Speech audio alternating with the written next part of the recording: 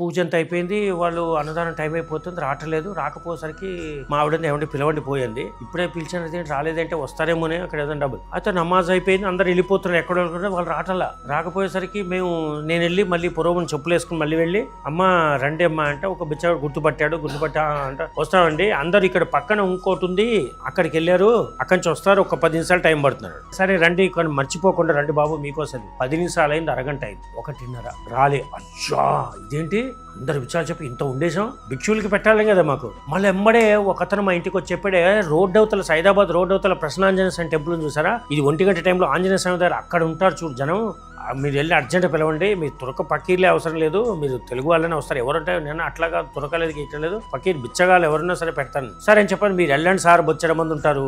సరే okay right అని చెప్పి హనుమంతుడి గుడికి వెళ్ళాం.